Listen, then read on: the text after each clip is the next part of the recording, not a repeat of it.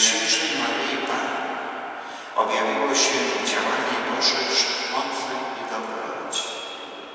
Jest ona niepokalanie potrzebna. To znaczy, że była ona wolna od grzechu pierworodnego i nie dotknęła jej żadna zmaza grzechu. Wyszła z rąk Bożych w stanie doskonałej nieskazitelności. Ona jest najwspanialszym dziełem Boga i najwspanialszym owocem odkupienia. Popatrzmy dziś na nią. Gdyż w jasności jej niepokalanego życia łatwiej, drodzy, zrozumiemy, jakie jest nasze życie, a jakie powinno być według zamiarów Stwórcy. Pismo Święte poucza nas, że uczynił człowieka wspaniałą istotą, stwarzając go na swój obraz. W opisie z Księgi Rodzaju czytamy, że sam Stwórca miał upodobanie w człowieku, którego umieścił w raju. Człowiek według Bożej myśli stworzony został w świętości. Miał żyć we wspólnocie z Bogiem, który uczynił go swoim dzieckiem i darzył wielką miłością. Jasny rozum i wola panująca nad emocjami miały być podstawą mądrości i rozwagi.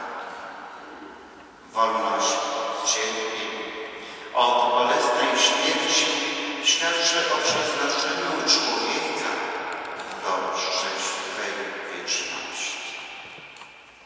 Taki miał być człowiek według zamiaru Stwórcy. Jednak człowiek, decydując się na nieposłuszeństwo względem Boga, stracił wiele z tego, czym miał się cieszyć, co miał przekazać w dziedzictwie swojemu potomstwu. Matka Najświętsza dzięki przywilejowi niepokalanego poczęcia jest człowiekiem, jakiego chciał widzieć Bóg na początku w każdym z nas. Stwórca współcza moc Boga objawiła się na nowo, nawiązując do początków ludzkości, stawiając niepokalanie potrzebną wśród nas, abyśmy właśnie w niej widzieli wzór człowieka, którym Pan ma upodobanie. A popatrzmy, jaka jest sytuacja nas, ludzi, dotkniętych grzechem. Pomyślmy, co mamy do przekazania chociażby swoim najbliższym. Podobnie jest w grzechach pierworodnych.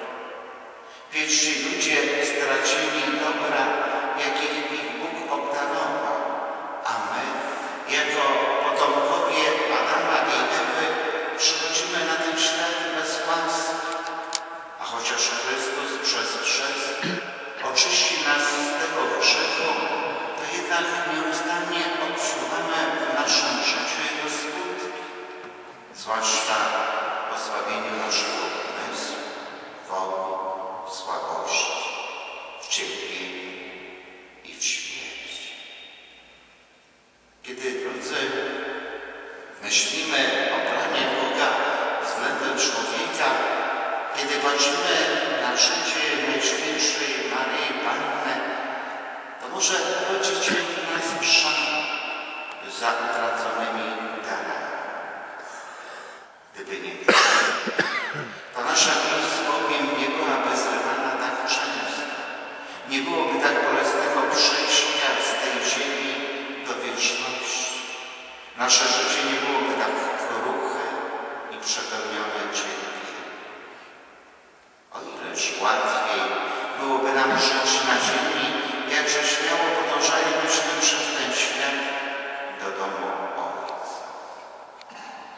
Myśl o naszej sytuacji w świetle objawienia Bożego nie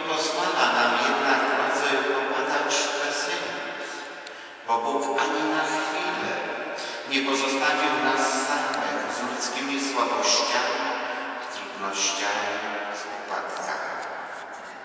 Bóg nieustannie przychodzi do nas, tylko musimy go przyjąć. Pan Bóg poucza nas o tym, jakim chciał nas mieć od początku i wzywa nieustannie do odnawiania, odtwarzania Bożego podobieństwa zadartego, zniszczonego w naszym życiu przez grzech. Pan nie przestał interesować się upadłym człowiekiem, ale złożył nad nim swoją ojcowską opiekę, dając mu nadzieję zbawienia w Jezusie Chrystusie. I dlatego, drodzy, dziś, kiedy to, co wiąże się z doskonałością i świętością, jest często niedoceniane, a nawet lekceważone, chrześcijanin nie może zapominać, że podstawowym jego zadaniem jest doskonalenie swojego człowieczeństwa, że podstawowym jego zadaniem jest podążanie do ideału, jaki nam Bóg ukazuje w życiu Najświętszej Maryi Panny. Każda myśl o niej, każda modlitwa do niej skierowana ma wyzwalać w nas nowe siły. W czasie Soboru Watykańskiego II Kościół w drodze ponownie wezwanie, abyśmy wpatrywali się w niepokalaną Matkę, abyśmy naśladowali jej życie, bo w jej osobie Kościół osiąga swoją doskonałość. Chrześcijanie ciągle jeszcze starają się usilnie o to, aby przezwyciężając grzech wzrastać w świętości. Dlatego wznoszą oczy ku Maryi, która świeci całej wspólnocie wybranych jako wzór Chrystusa. Drogi bracie i siostro, Najświętsza Maryja Panna jest doskonałym wzorem człowieczeństwa. Wzorem człowieczeństwa, za którym się dzisiaj rozglądamy, za którym tęsknimy. I dlatego, patrząc na jej życie, czyńmy wszystko, abyśmy odzyskali utracone dary Boże, które z taką wyrazistością jaśnieją życiu niepokalanej Matki. Drogi bracie i siostro, podziwiając jej zjednoczenie z Bogiem, starajmy się nieustannie i w naszym życiu odnawiać tę jedność z Bogiem Ojcem. Amen.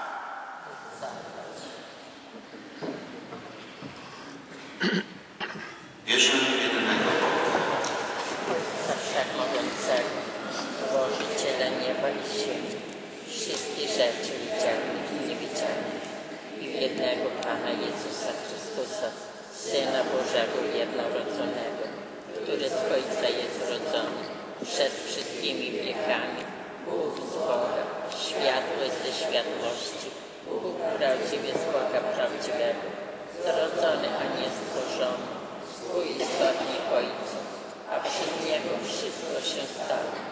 On to dla nas ludzi, dla naszego zbawienia, wstąpił z nieba i za sprawą Ducha Świętego przyjął ciało z Maryi Dziewicy, stał się człowiekiem, ukrzyżowany również za nas pod Poncjuszem Piłatem, został umęczony, pogrzebany i zmartwychwstał trzeciego dnia, jak wyznania Pismo.